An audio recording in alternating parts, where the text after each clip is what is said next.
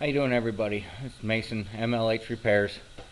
I want to give you just a kind of summary of what MLH Repairs is and how I got started out. Um, I grew up in the anthracite coal region of Pennsylvania. Uh, I worked for Mac for quite a few years.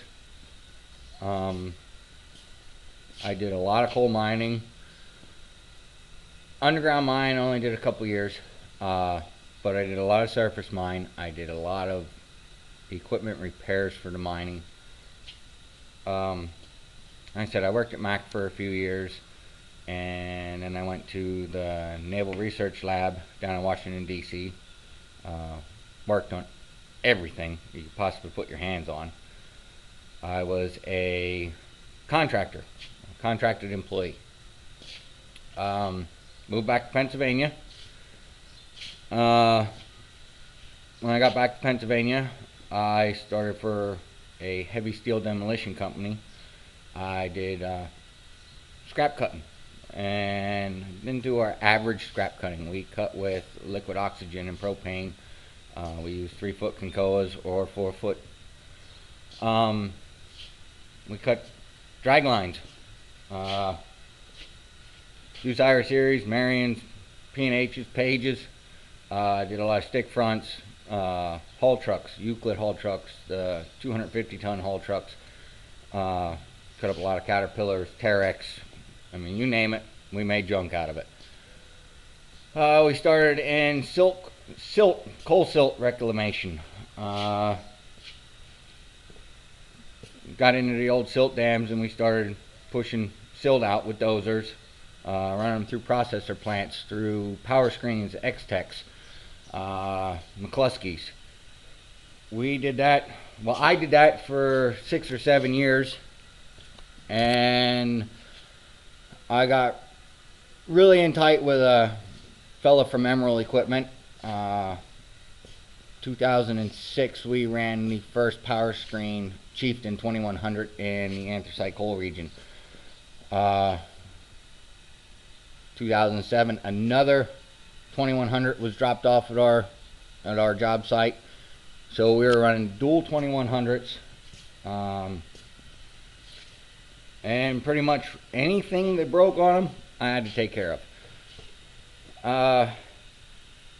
When I left that, I ended up going to an independent garage.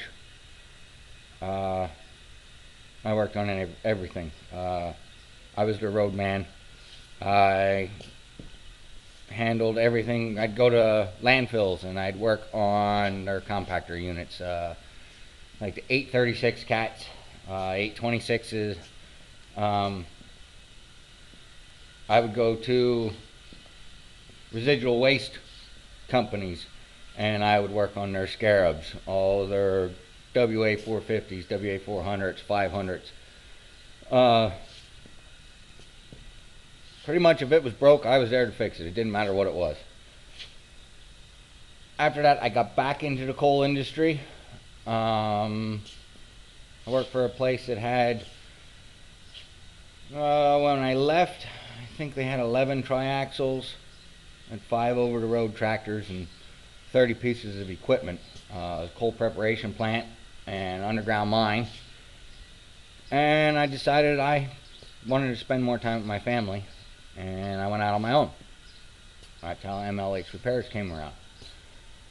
I'm only a small shop. It's a 2-bay shop. But I wanted to be able to be around my family. That was the most important thing.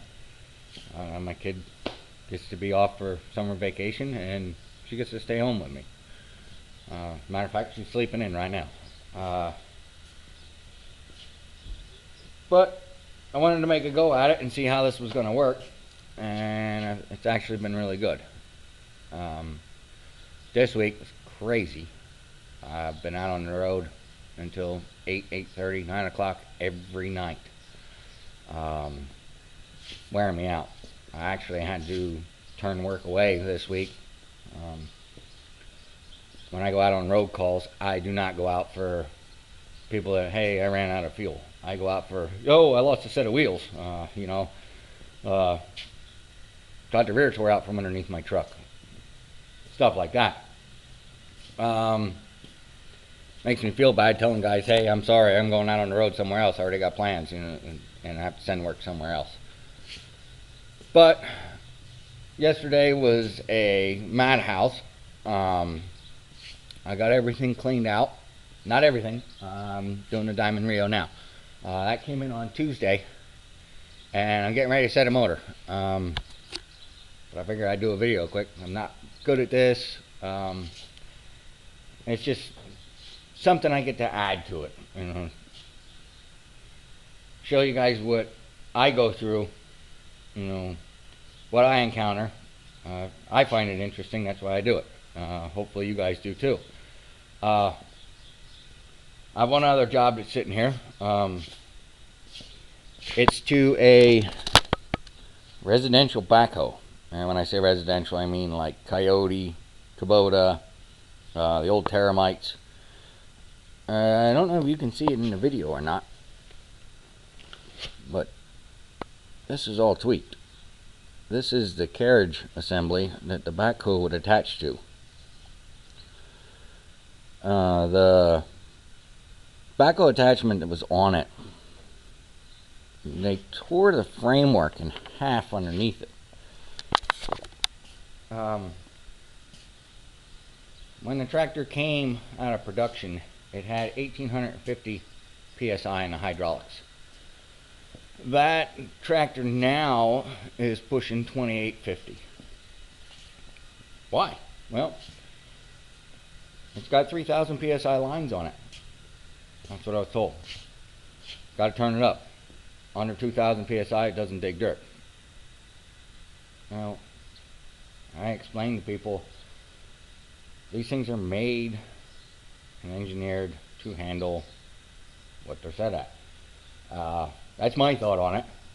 You start cranking power to them, it's going to find the weakest link. Sometimes that weakest link is not what you're going to want to have broken. The pressure regulators are made to cut out at a certain point so stuff doesn't blow apart. I hear it all the time. It's a factory flaw. No, it's not a factory flaw. But that's got to be gouged apart, all straightened out, welded back together. I'll make a video of that. I'm going to start installing this L10, and we'll go from there. I'll get a video once I get the clutch installed in this L10. I'll start the camera up, and maybe you guys can see me set this engine in. Alright, see ya.